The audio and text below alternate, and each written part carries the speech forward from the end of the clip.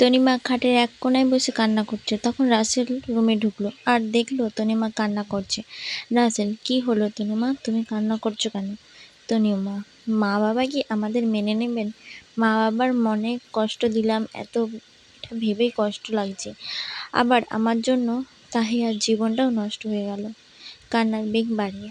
রাসেল, তুমি কান্না করো না জান, সব ঠিক হয়ে যাবে। কাল যাব আমি আর তুমি তোমাদের বাসায়, ঠিক আছে? তনিমা, সত্যি কাল আমরা বাসায় যাব? সবাই আমাদের মেনে নেবে?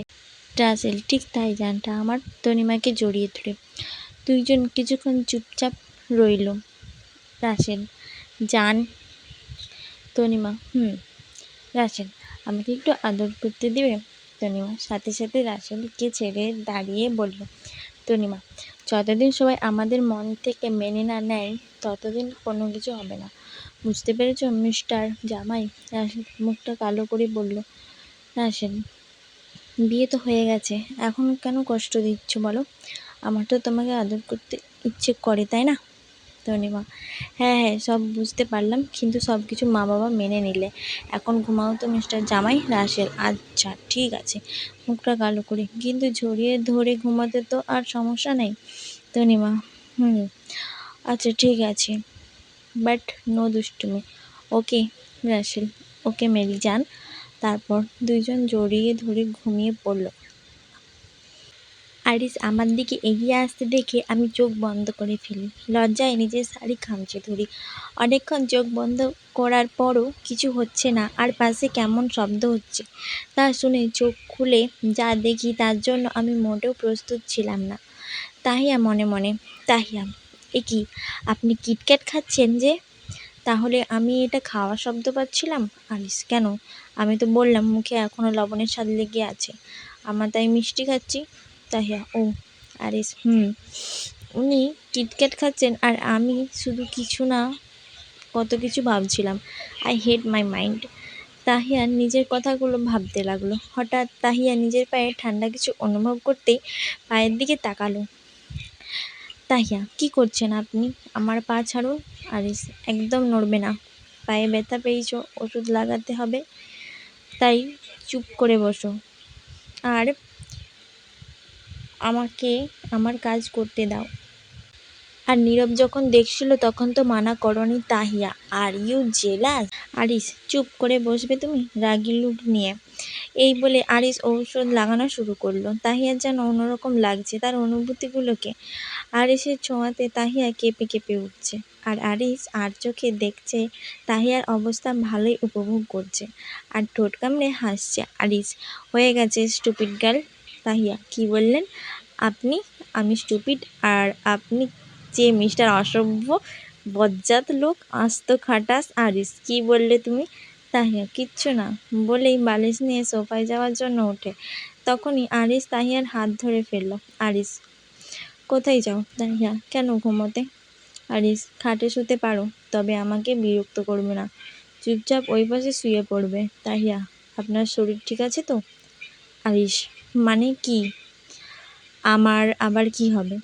বেশি বকবক না করে ঘুমিয়ে যাও। তাহিয়া, ওকে। তাহিয়া তাদের মাঝখানে একটা কোলবালিশ রেখে দেয়। আরিস তা দেখে ভ্রু কুঁচকায়, কিন্তু কিছু বলে না।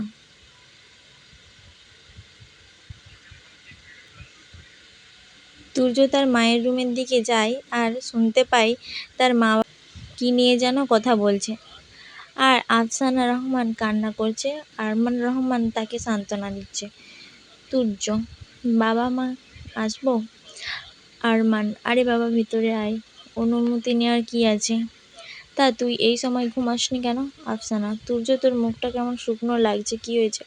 তুর্য, আমার বোনেদের কথা খুব মনে পড়ছে, দুইটা বোন একসাথে দূরে চলে গেল, আর তাহিয়া তো এখন অনেক ছোট, মাত্র তো মাধ্যমিক পরীক্ষা পাস করলো, বিয়ের বয়সও তো হয়নি। আরমান, আমারও সেটা নিয়েই ভাবছি, কি করে সামলাবে সব কিছু। আফসানা, নতুন জায়গায় সবার সাথে খাপ খাওয়াতে পারবে তো আমার ছোট মেয়েটা? বলেই আবার কান্নার বেগ বাড়িয়ে কান্না করতে লাগলো। তুর্য, আমরা নিজেদের মান সম্মান রক্ষা করতে গিয়ে আমাদের ছোট পরিটার উপর অন্যায় করি নাই তো? আর তাহিয়া আরিসকে আগে থেকেই তেমন একটা পছন্দ করে না, আমি কি খুব বড় ভুল করে ফেললাম? সব জেনেও বোনটাকে এভাবে বিয়ে দেওয়া ঠিক হলো না। তুর্য মনে মনে। আরমান: আচ্ছা তুর্য, তুই গিয়ে ঘুমিয়ে পড়, অনেক রাত হয়ে গেছে। তুর্য: ঠিক আছে বাবা, তোমরাও ঘুমিয়ে পড়ো, আমি আসছি তাহলে। রাত 2টা। আরিস ব্যালকনিতে দাঁড়িয়ে সিগারেটের ধোঁয়া ওড়াচ্ছে আর আকাশের দিকে তাকিয়ে আছে। তখনই তার মোবাইলে একটা মেসেজ আসলো। সে বিরক্তি নিয়ে মোবাইলের দিকে তাকালো। না চাইতেও মেসেজ চেক করলো। মেসেজ দেখার সাথে সাথে আরিসের মুখের রং বদলে গেল। সে মোবাইলটা পুনরায় টেবিলে রেখে ব্যালকনির দরজায় দাঁড়ালো। কিছু সময় পর সে তাহিয়ার দিকে তাকিয়ে এক রহস্যময় হাসি দিল। তারপর সে তাহিয়ার অপর পাশে শুয়ে পড়ল। সকালে আরিসের ঘুম ভেঙে যায়। সে দেখে তাহিয়া বাচ্চাদের মতো তার বুকে গুটি মেরে শুয়ে আছে। আরিস মাথা হালকা গুটিয়ে দেখে কোলবালিশ নিচে পড়ে আছে। তারপর সে তাহিয়াকে ছেড়ে উঠে বসে। সে দেখে তাহিয়ার শাড়ির আঁচল এলোমেলো, যার দরুন তাহিয়ার কোমর উন্মুক্ত। ডান পায়ের হাঁটুর ওপরে শাড়ি উঠে আছে। না চাইতেও আরিসের চোখ তাহিয়ার দিকে চলে যাচ্ছে, তাকে খুব টানছে। আরিস তাড়াতাড়ি করে তাহিয়ার শাড়ি ঠিক করে দেয়। তাহিয়ার মুখের ওপর কিছু অবদ্ধ চুল তাহিয়ার ঘুম ব্যাঘাত ঘটাচ্ছে।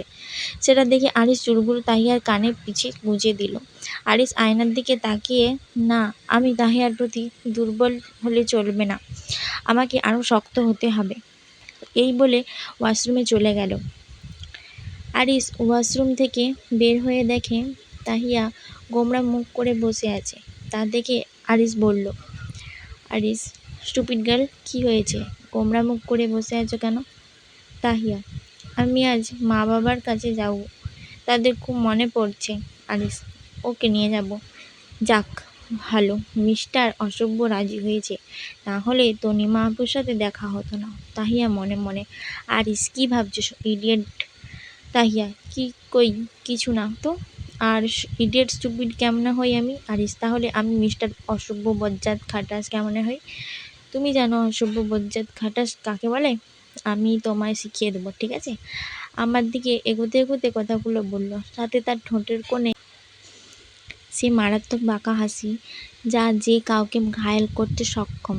তাহিয়া: আরে মা, আপনি এত সকালে কিছু লাগবে? আরিস পিছনে তাকালে আমি দৌড় ওয়াশরুমে, আমাকে আর পায় কে? আরিস বুঝতে পেরে খুব জোরে হেসে উঠল। আমি 3 দিন পর দেশে আসছি, কে সেটা না হয় পরে জানবো।